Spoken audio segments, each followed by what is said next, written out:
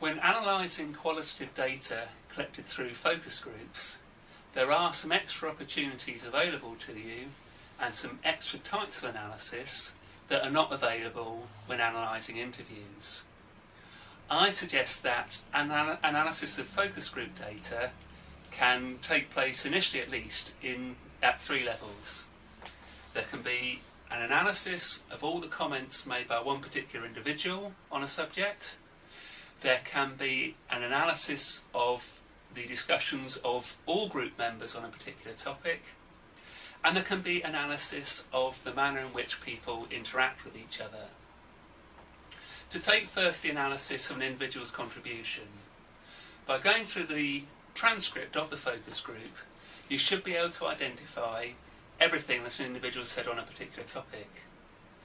And what a focus group gives you the chance to look at, which perhaps doesn't happen so much with interview data, is whether an individual's views change or are modified as they're presented with alternatives by other members of the focus group, or as other members of the focus group may ask them questions.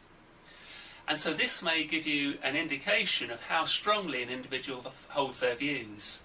If they continue to say pretty much the same thing, even when presented with other points of view, then you can conclude they have quite strong convictions. But it may be that as you see the focus group go on, you see a slightly different tone or a slightly different way of talking about an issue, which suggests that an individual's views may have been modified by those of others. In this case, it's useful to go back and to look to see if you can see the contribution that somebody else made that seemed to bring about a change in the point of view. And you can reach conclusions as to how strongly the individual held their view, and also anything that may have modified the view.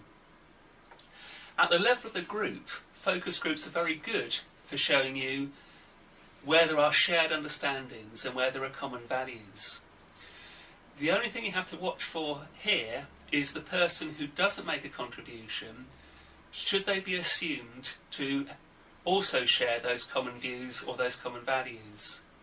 It's quite unusual in a focus group for everybody to comment on a particular topic or a particular question. The only way to do this would be to make it a form of group interview whereby everybody answers a question in turn, which takes away some of the interactions that provide the richness of data of a focus group.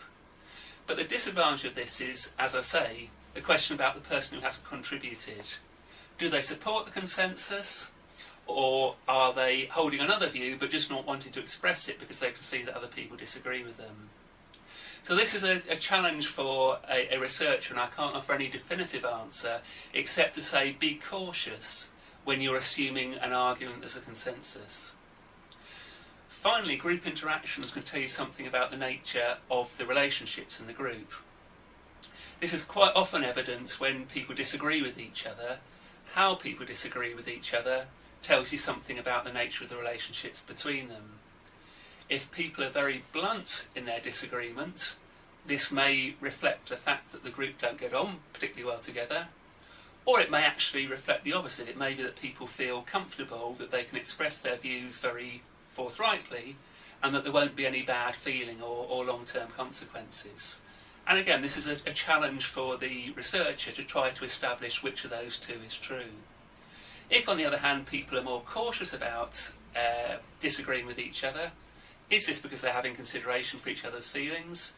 Or is it because there's tensions between the group that they don't want to worsen by being too open in their disagreement?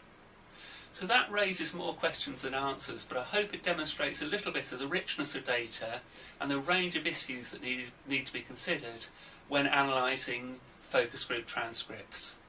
And if you'd like to read more, then I strongly recommend this book, Qualitative Data Analysis from Start to Finish, which is written by me, Jamie Harding of Northumbria University, and is available from Sage Publications.